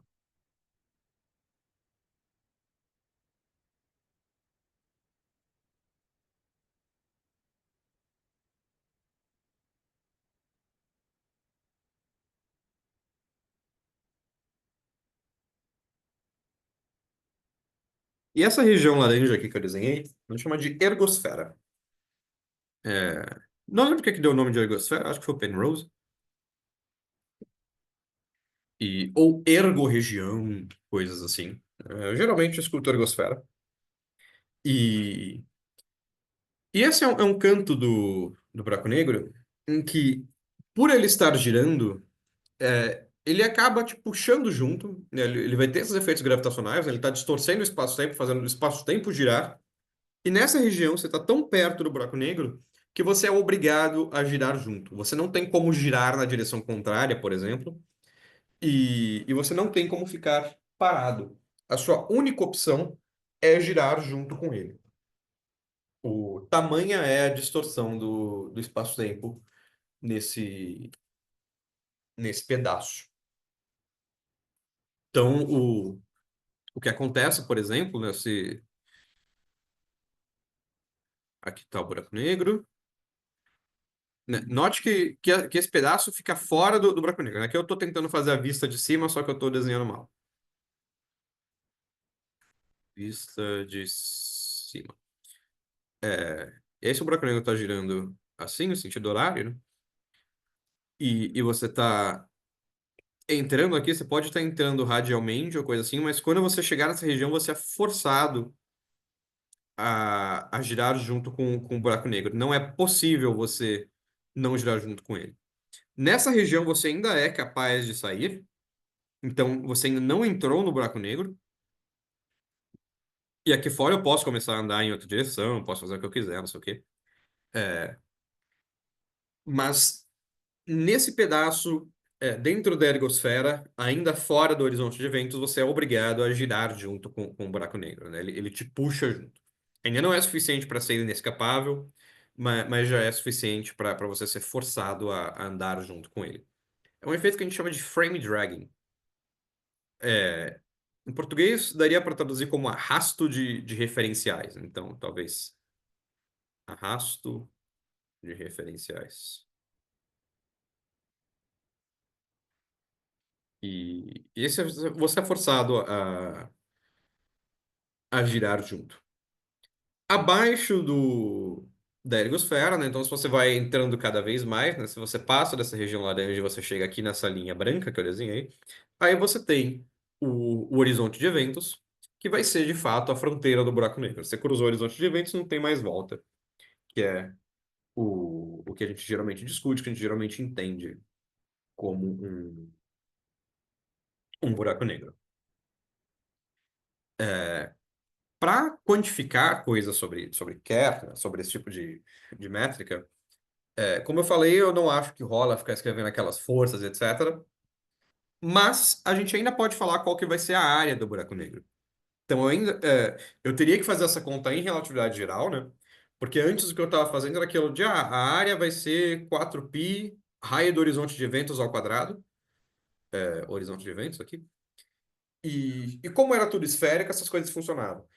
Quer não é mais esférico, né? Ele está achatado porque ele está girando e etc. Então fica meio complicado. Mas você pode fazer as contas em relatividade geral. E o resultado que você vai ter para quer vai ser o seguinte: por enquanto sem carga. Vai ser G2, M2 sobre C a quarta, vezes um mais raiz de um menos C2, J2 sobre G2, M4. E é isso daqui. Ele é um pouco mais fácil do que o buraco negro com carga. O buraco negro com carga fica uma expressão mais chata. E esse fica com essa expressão aqui. Se eu colocar o J para zero, então se esse J virar zero, aí nesse caso, essa expressão entre parênteses vira um 2 e eu recupero o caso que eu tenho para Schwarzschild, né? Que é o caso sem rotação. E aqui você já pode perceber que eu vou ter uma coisa muito parecida com o que a gente teve no caso do buraco negro de Heister-Nordström, que é esta raiz aqui, e que eu vou querer fazer a mesma coisa que eu fiz da outra vez, né? Eu vou querer que esse cara seja positivo. Então, o que isso vai me impor é que um é maior ou igual a C2J2 sobre G2M4. Segue, então, que G2M4 é maior ou igual a C2J2. E o que eu tenho, essencialmente, de novo, naquelas minhas equações meio a grosso modo, que eu preciso que a massa a quarta seja maior ou igual que o spin ao quadrado. Ou ainda, outra forma que eu posso escrever isso é que a massa ao quadrado tem que ser maior ou igual que o spin ao quadrado sobre a massa ao quadrado. A massa tem que ser maior ou igual que o J sobre M. O motivo de ter esse sobre M dessa vez é porque as dimensões do J acabam sendo diferentes e aí você tem que ajustar um pouco mais. Aí, inclusive, em alguns livros você vai achar não o pessoal escrevendo J, mas ao invés disso eles escrevem um parâmetro A, que vai ser o spin dividido pela massa. E exatamente porque aí esse A ele fica mais parecido com a massa, mais parecido com a carga, fica mais fácil de você escrever as coisas. Mas a ideia vai ser essa. Então, o relevante aqui é, de novo, mesma ideia que a gente tinha no caso carregado, o buraco negro não pode girar demais. Se ele girar demais, ele vai deixar de ser um buraco negro. Então a gente também tem uma, uma limitação com relação a aquilo, né? Você não pode colocar os valores que você quiser, né? Você tem que segurar ele de alguma forma. Tem uma pergunta no chat, né? A área de um buraco negro, de maneira geral, é importante para estabelecer os parâmetros que limitam a existência dele? Sim, né? No sentido de que aqui eu tô usando essa formulação. Eu diria que isso talvez, mesmo no argumento relativístico completo, dá para fazer ele desse jeito. Então, como você quer que o buraco negro tenha um horizonte de eventos, tenha uma fronteira, etc., essa fronteira é uma coisa que tem que ter uma geometria bem definida. E eu posso querer calcular qual que vai ser a área dela, coisas assim. E quando eu faço essas contas, eu vou ter esse tipo de limitação de que eu não posso ter parâmetros arbitrários, né? Eu preciso que eles satisfaçam certas limitações para garantir que a área seja um número real. Um jeito de argumentar isso é por meio da área, e eu gosto de pensar mais na área, porque a área é uma coisa que vai ter um significado mais importante para buracos negros, né? Então, por exemplo, eu não tenho certeza se a gente vai conseguir chegar nisso tudo. Talvez até dê, talvez até dê tempo. Mas, por exemplo, existe um resultado que chama teorema de área, né? Então, que é devido ao Hawking. E o que ele fala é que a variação na área de, de, de todos os buracos negros no universo tem que ser maior ou igual a zero. Dadas certas condições, né? Isso aqui se assume que a matéria que está no seu universo é usual, não tem nada muito esquisito. Se tiver matéria meio esquisita, isso aqui pode mudar. Mas você tem coisas assim. Então você pode, quando você analisa a área, isso geralmente te dá uma intuição de como as coisas funcionam. Por exemplo, porque eu posso pegar essa coisa aqui e falar, imagina que eu tenho dois buracos negros, a princípio bastante complicados, né? Então eles poderiam ter massa, carga, momento angular. Isso aqui, eu tenho outro buraco negro que é M2, Q2, J2. E aí eles têm todo um processo complicado de que eles vão fazer aqueles mergers e etc. Eles giram ao redor um do outro e eventualmente formam um novo que é Mzão, Qzão, Jzão. E aí, ao longo desse processo, eles emitem radiação, eles emitem não sei o quê, eles têm toda uma coisa complicada. Como eu sei que a área final tem que ser maior ou igual que a área um mais a área 2, né? Então, esse aqui é o final, esse aqui é o um, esse aqui é o 2. Eu posso usar isso daqui para calcular, tipo, quanta energia eles conseguiram emitir na forma de radiação, quais são os possíveis parâmetros que eles vão ter no final e coisas assim. Então, nesse sentido, eu consigo usar ideias com a área de um buraco negro para restringir quais são os possíveis parâmetros dele, tanto nesses processos mais dinâmicos, em que eu preciso satisfazer essa condição aqui, quanto mesmo em casos de buracos negros isolados, em que aí a ideia que eu estou seguindo é meio essa de, preciso que esse seja um número real. Para que ele seja um número real, eu preciso que isso daqui seja positivo. Então, olhando para a área, você consegue aprender várias coisas sobre buracos negros. Ok? É, mais alguma pergunta?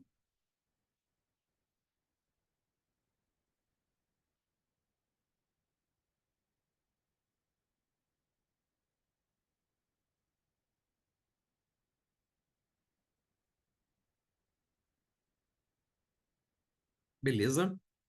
É, nesse caso aqui, eu escrevi a área para um buraco negro que gira, mas não tem carga. Antes eu tinha escrito para o que tem carga, mas não gira. Você pode fazer também para o caso completo, que envolve os dois. E a expressão é muito parecida com só você fazer cada um dos dois separados e depois juntar. Então, o que ele vai ser, no caso completo, com carga e rotação, vai ser o seguinte, né? Então vai ser 2 mais 2 vezes um menos, e aí eu tenho um pedaço aqui que vem da carga, y0 gm2 menos C2 J2 G2M4. E no finalzinho eu ainda tenho mais uma contribuição da carga aqui, que nem eu tinha no caso só com carga. Só que esse pedaço aqui está fora da raiz. Então tem isso daqui. Quando eu considero, então, um buraco negro com carga e com rotação, o que eu vou ter aqui vai ser que este pedaço precisa ser positivo. Então, quando eu ponho que este cara é positivo, o que eu vou ter desta vez, depois de eu fazer toda a manipulação, vai ser algo com esta cara aqui. O GM2 tem que ser maior ou igual a Q2 sobre 4πε0 mais C2 J2 sobre GM2. Então, essa daqui vai ser a expressão que eu preciso ter. Se eu quiser escrever aquilo naquele meu esquema com aspas, em que eu começo a ignorar as constantes, vai ser uma coisa do tipo M2 tem que ser maior ou igual a Q2 mais J2 sobre M2. Ou se você quiser usar aquele parâmetrozinho, M2 maior ou igual Q2 mais A2. Então vai ser uma coisa assim.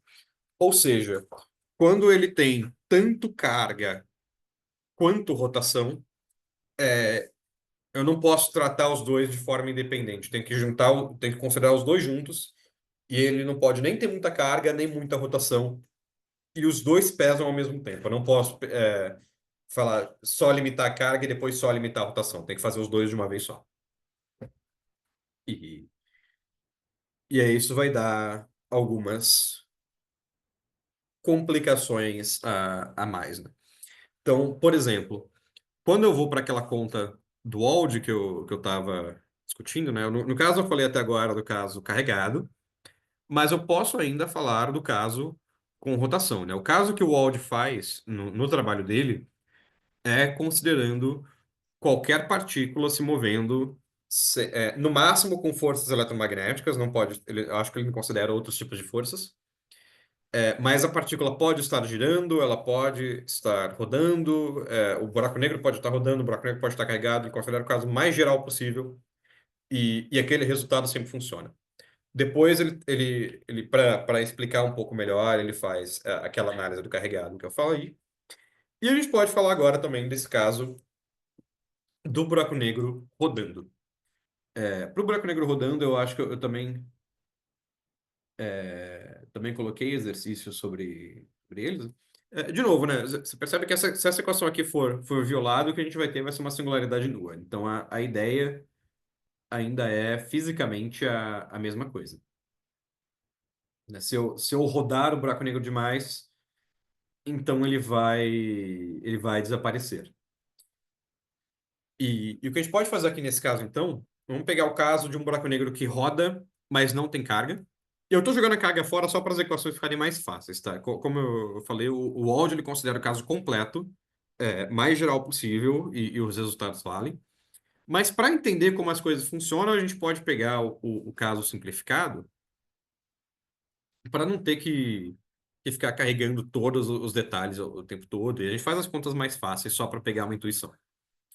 No caso, então, que a gente coloca a carga igual a zero, a nossa restrição vai ser que o Gm2 é maior ou igual ao C2J2 sobre Gm2.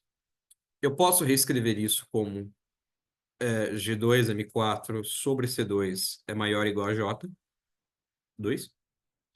Tirando a raiz, Gm2 sobre C é maior ou igual ao valor absoluto de J. Se eu quiser um buraco negro extremal, que é, de novo, aquele caso mais intenso possível, o que eu vou ter aqui vai ser, então, colocar um sinal de igual e o Gm2 sobre C é igual a J. Estou colocando J positivo aqui, né? E a única diferença vai ser se ele gira no sentido horário ou anti-horário. Eu estou colocando positivo de novo só porque eu não quero ter que ficar carregando o sinal o tempo todo, ficar escrevendo módulo o tempo todo, que vai dar uma dor de cabeça. E aí o que a gente pode fazer? Mesmíssimo experimento, né? Então, eu tenho aqui o meu buraco negro de Kerr dessa vez, né? Então ele tem uma massa, ele tem um momento angular.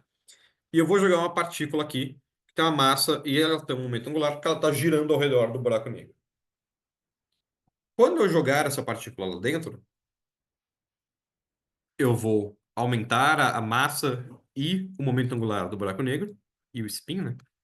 Então vai ficar mzão mais mzinho ao quadrado sobre c. E eu quero que aconteça isso. Então, isso aqui é aquela minha condição para destruir, né?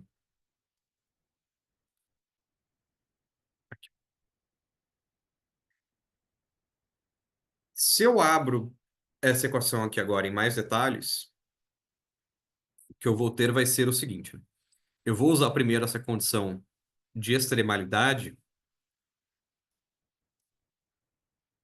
para escrever assim. Abre esse quadrado aqui, a gente vai ficar gm2 sobre c mais 2g irmão eminho sobre c mais g eminho quadrado sobre c menor do que buraco negro extremo, g m2 sobre c. Só troquei o j por essa quantidade, mais j. Então, o que a gente tem aqui para destruir, eu preciso que o j seja maior do que 2g emão eminho sobre c mais g eminho quadrado sobre c. Como esse termo aqui sempre é positivo, eu sei que isso daqui implica que essa coisa tem que ser maior do que 2g emão eminho sobre c. Eu posso até tirar o 2 aqui. No caso, eu vou tirar o 2 porque eu não vou precisar dele. Isso aqui fica mais fácil de trabalhar, né? É uma quantidade positiva, então se eu pegar metade dela, a desigualdade ainda vale. Isso já vai ser suficiente para o que eu estou querendo. Ok? Tudo bem até aqui? Né, essa daqui vai ser a minha condição para destruir um buraco negro.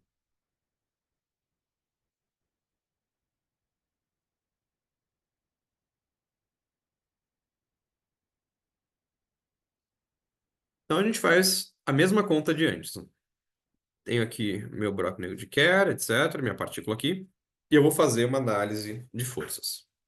Eu tenho dessa vez a força gravitacional, só que eu tenho uma partícula que está girando. Então eu teria que considerar uma força em três dimensões, etc e tal, fazer toda uma análise mais complicada. E no final das contas, o que eu posso fazer é escrever um potencial efetivo e considerar um efeito centrífugo que eu vou precisar para manter a partícula girando com esse J aqui, né? Então, na prática, a força que eu vou ter na direção radial vai ser algo com essa cara aqui. Menos J2 sobre M R3. Tá. Isso daqui vem de você considerar as leis de Newton em três dimensões e aí ir simplificando o seu sistema usando conservação de momento angular até você calcular qual que vai ser a força só na direção radial. Então, se eu quero a minha partícula girando com momento angular J, eu preciso ter um jeito de balancear essas coisas, né? Então, isso daqui vai vir essencialmente de eu estar em um sistema não de um referencial não inercial. É, é a famosa força centrífuga, né?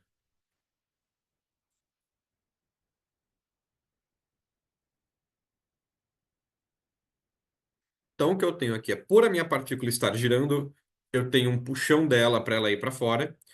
Por a minha partícula estar caindo no buraco negro, eu tenho essa tendência dela de ir para dentro, na direção radial.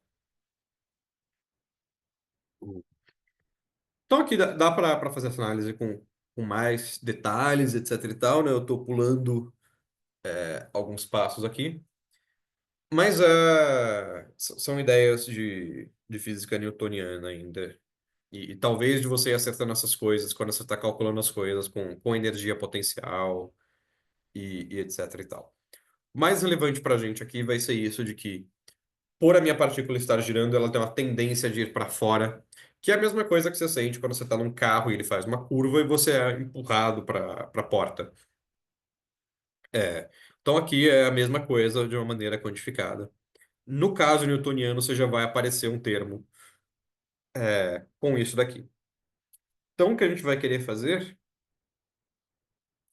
vai ser agora ver o que eu preciso para a partícula cair no buraco negro. Então, eu vou querer que o F seja positivo, porque o F positivo aponta na direção do buraco negro. E o F positivo, para mim, vai significar G moiminho sobre R2 menos J2 sobre M R3 é maior do que zero. Eu posso reorganizar essa coisa aqui da seguinte forma. Calma aí, o que que eu tô? Aí.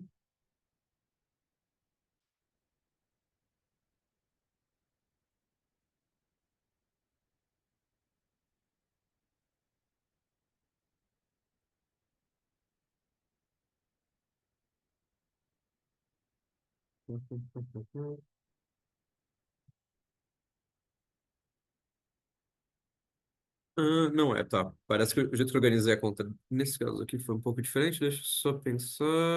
Tá. É o caso de que era sempre um pouquinho mais chato. Mas tá, eu vou escrever desse jeito: G moiminho sobre R3. Aqui eu vou ter R menos J2 sobre M. Um sobre G moiminho. E eu quero que isso daqui seja maior do que zero.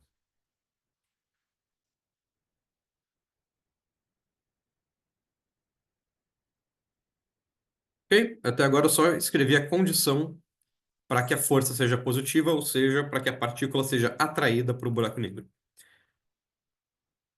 Como este cara aqui sempre é positivo, para que a partícula seja atraída para o buraco negro, eu preciso que essa condição aqui valha.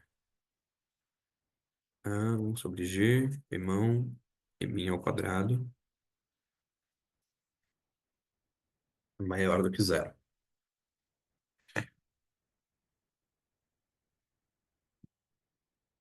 Tudo bem? Tudo bem.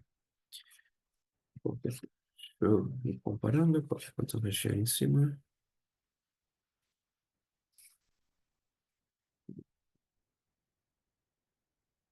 Ok. Eu preciso estar ainda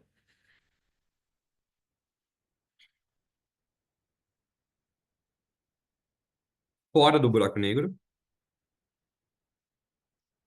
Porque se a partícula já estiver dentro do buraco negro, eu não estou soltando ela lá dentro, né? Eu preciso que ela esteja do lado de fora e ela seja atraída para dentro. Para este tipo de buraco negro, de Kerr, para este tipo de buraco negro extremal, né? Então, quando eu estou exatamente com a maior rotação possível e etc e tal, eu estou travando um pouco porque o jeito que eu fiz as contas nas minhas notas tá um pouco diferente, mas eu acho que ele está menos claro. Então, mas para esse tipo de buraco negro, com esse tipo de rotação, etc e tal, o horizonte de eventos ele vai estar localizado no ponto Gm2 sobre C2. Então, o R que eu quero tem que ser maior do que o horizonte de eventos, que é igual a esta coisa aí.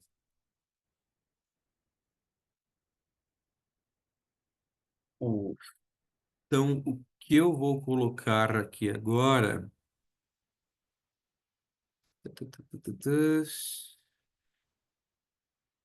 Se eu estiver já perto do horizonte de eventos. Esse cara aqui. Tá.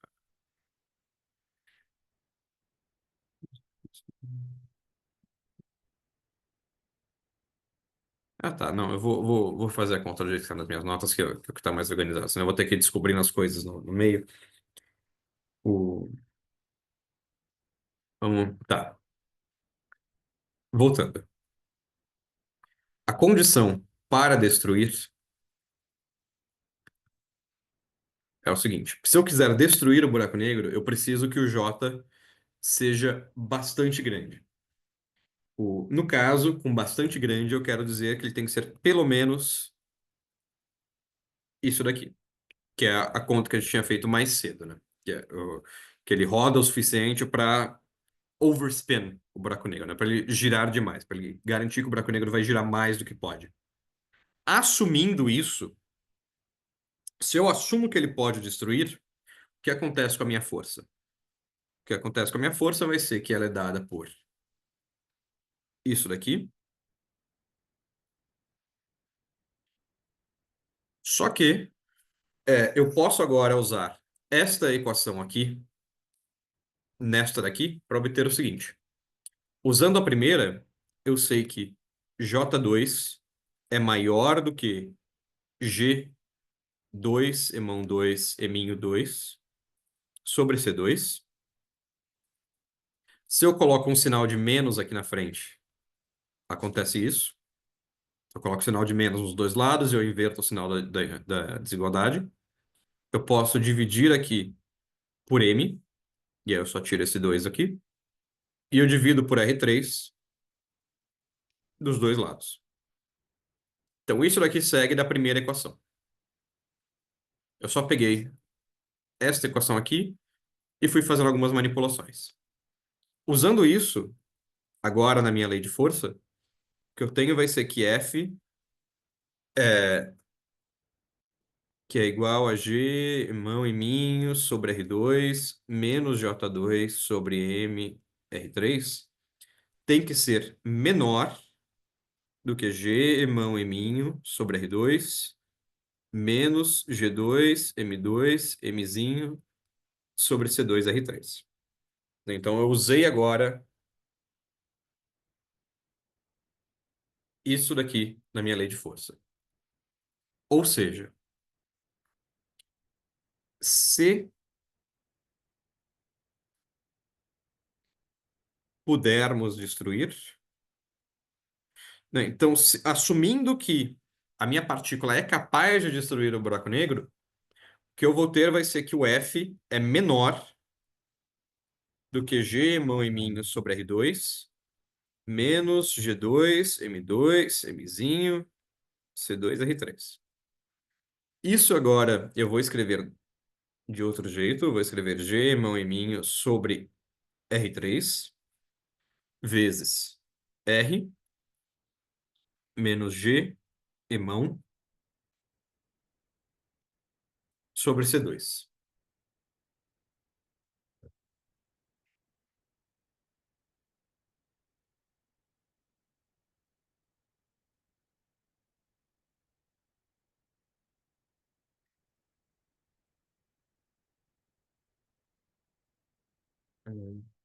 Aí, ok, né? A força vai ser sempre menor do que isso daqui. Então, deixa eu fazer um gráfico agora.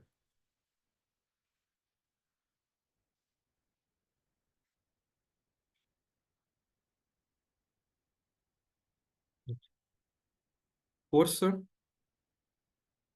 e aqui eu tenho raio. Para cair, eu preciso que a força seja positiva, né? Então, deixa eu plotar primeiro esse R menos gm sobre C2, né? No caso aqui, quer saber, eu vou fazer F vezes esse cara aqui na frente, porque aí eu só preciso plotar essa linha, o que é um pouco mais fácil. Também R menos. Então, isso aqui vai ser zero quando o R for igual a Gm sobre C2. Digamos que é aqui. Gm sobre C2. Nesse ponto ele é zero.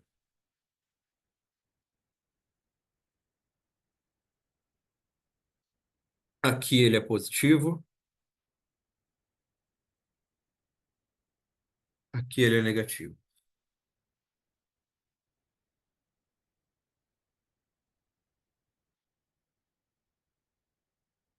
Uh. Ah, ok, tá, agora eu entendi ali o que eu fiz. Então tá. Esse ponto aqui vai ser exatamente o horizonte de eventos. E então aqui o que eu estou tendo vai ser uma coisa de que de fato a partícula está sendo empurrada nessa direção. E aqui ela está sendo empurrada para fora. Então, a princípio, ela está sendo empurrada na direção do horizonte de eventos. Só que, ao longo desse caminho todo, eu fiz várias aproximações. E, que, por exemplo, aproximações não, né? Mas eu usei casos um pouco mais fáceis, né? Aqui, por exemplo, você vê que ao invés de eu usar essa desigualdade toda, que é um pouco mais longo, um pouco mais complicado, eu peguei o caso mais fácil. Eu falei, isso aqui é maior do que isso daqui só. Então, esse aqui é um tanto mais fácil, eu peguei porque ele era mais fácil de trabalhar. E eu poderia, por exemplo, ter mantido o número 2 aqui e, e refeito toda a conta nesse estilo aí. Se eu tivesse mantido o número 2 isso aqui apareceria com 2. Esse menos J aqui apareceria com um 4. Esse J aqui, isso aqui daria um 4. Isso aqui daria um 4 e pronto. Aí já foi suficiente. Então pronto, o horizonte de eventos está. Desculpa, fez uma. Tô confuso pra caramba, mas eu já rebobino tudo e explico melhor. Pronto. Ok. O horizonte de eventos está aqui. Não, HI, horizonte de eventos. Aqui a força empurra para fora, aqui a força empurra para dentro. Tá. Então, ok. Deixa eu voltar tudo. O, o- a ideia aqui é a mesma do caso carregado. Eu só fui errando a conta em vários pontos, apesar de eu ter ela pronta. Mas o que a gente tem é o seguinte, né? A gente tem aqui a força newtoniana e eu tenho um efeito centrífugo, né? Que vai ser uma coisa com essa cara aqui. Então eu tenho a rotação da partícula está me puxando para fora, enquanto a gravidade está me puxando para dentro. Para eu conseguir destruir o buraco negro, eu preciso que o momento angular da partícula seja muito grande. Então ela tem que estar girando bastante. Só que o que acontece então é que essa força centrífuga vai ser suficiente. Se eu quiser destruir o buraco negro, essa força centrífuga vai ser suficiente para que eu não consiga cair lá dentro. Então eu não vou conseguir me aproximar tanto do centro. Essa contaiada toda aqui, que eu fui me embananando e etc., é exatamente para ver esse tipo de coisa, de que quando você chegar nessa marca aqui, a força começa a te empurrar para fora e não te deixa se aproximar mais do horizonte de eventos. Então, quando você está mais perto do horizonte de eventos, você tem uma coisa te puxando para fora. Outra forma de pensar nisso, é, que é um pouco mais visual, é o seguinte: eu tenho meu buraco negro aqui, digamos que eu estou vendo de cima,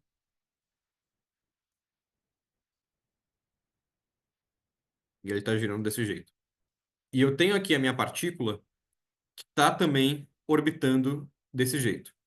Para eu conseguir fazer ele girar mais, eu precisaria que a minha partícula viesse e batesse nele aqui, girando desse jeito para fazer ele girar ainda mais. Só que, se eu quiser que ela gire o suficiente para ele girar demais, eu preciso que ela tenha tanto momento angular que ela efetivamente erra o buraco negro. Porque quanto mais longe ela estiver girando, mais momento angular ela vai ter. E para ela ter momento angular suficiente para girar o buraco negro mais do que ele pode, ela precisa estar numa órbita tão grande que ela passa fora do buraco negro e não acerta ele. O, Essencialmente, o significado físico dessas contas todas vai ser uma coisa assim, de que ela não vai conseguir se aproximar demais. Se ela se aproxima demais, o efeito centrífugo faz com que ela vá mais para longe e ela acabe errando o buraco negro. A ideia física vai ser uma coisa assim. Então, também com rotação você não consegue fazer o buraco negro girar mais do que ele pode, você não consegue destruir o buraco negro, e de novo, você acaba respeitando censura cósmica.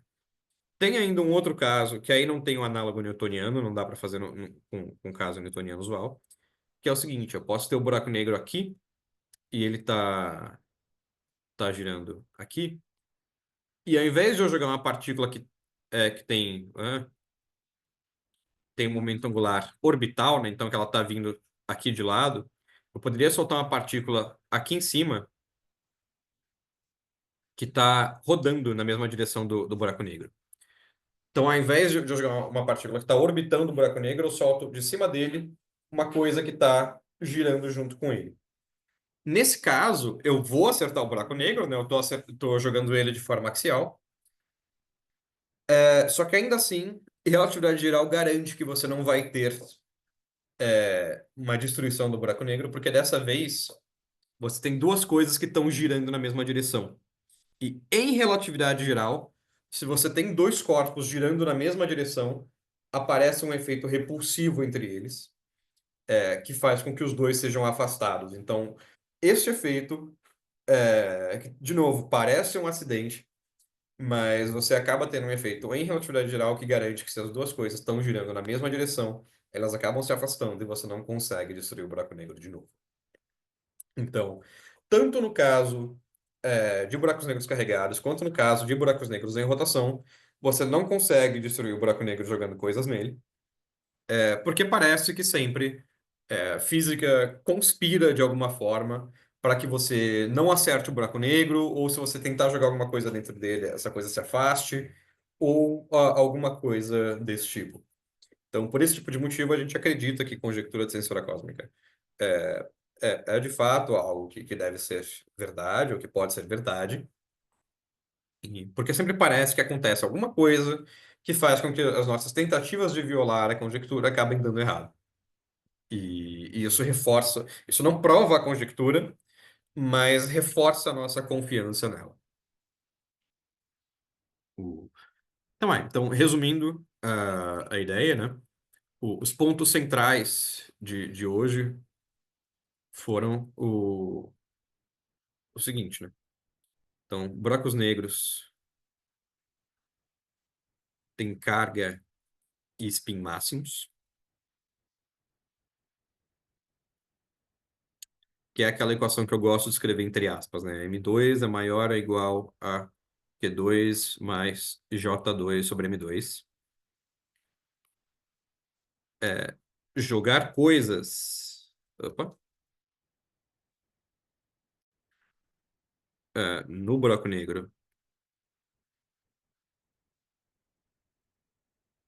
não é suficiente para destruir. Isso porque sempre vai ter algum efeito, pelo menos nos casos que a gente testou, né? Não sei se em todos os casos do universo é impossível, mas nesses que a gente tentou aqui, de jogar elétrons, de jogar coisas girando, de jogar coisas do tipo, sempre aparece alguma coisa que impede que você acerte o buraco negro. Então, eu tento jogar o elétron, só que a força elétrica é forte demais e ele é repelido. Ou eu tento jogar alguma coisa que tem um momento angular grande, só que o momento angular é tão grande que eu erro. Ou eu tento jogar uma coisa que está girando, só que aí também coisas girando em relatividade se repelem, e isso faz com que eles se afastem. E, e por aí vai. E ainda tem as coisas da métrica de Kerr, né, de que rotação afeta o espaço-tempo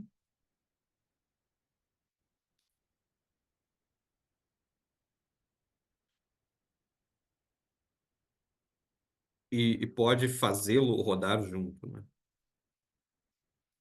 Que é aquela ideia de frame dragging, né? Se eu tenho um buraco negro girando, ele puxa o espaço-tempo ao redor dele junto com ele. Ok, então acho que por hoje, bem, com certeza já deu horário, né? Então, por hoje o que eu queria falar acho que é mais isso. E perguntas? Perguntas, críticas, sugestões. Eu fiz uma lambança com essa conta no final, mas a ideia central é aquela de que se o momento angular da partícula for muito grande, você acaba errando o buraco negro e não consegue destruir ele.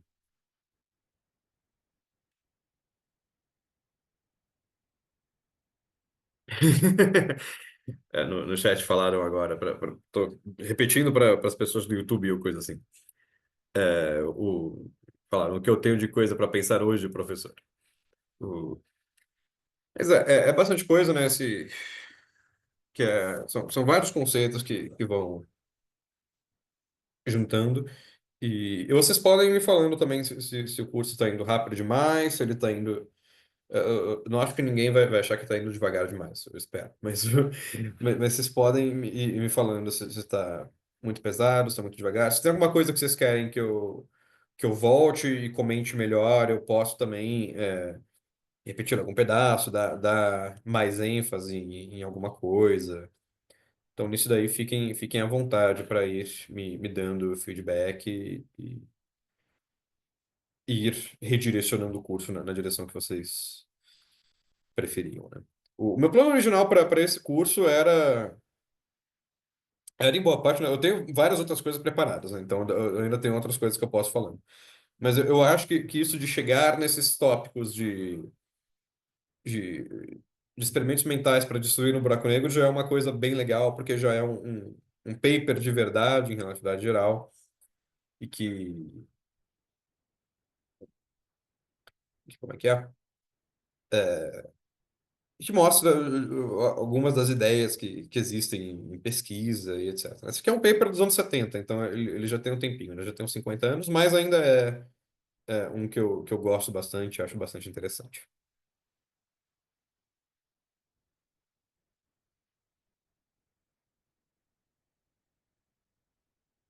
Ah, perfeito, então. Fico feliz que por enquanto esteja tranquilo, mas se alguém achar que tá muito puxado ou coisa assim, e tiver complicado, pode me dar um toque, a gente vai ajustando. Ok? Deixa eu encerrar a gravação e a gente pode ver se tem alguma pergunta para fazer fora da gravação.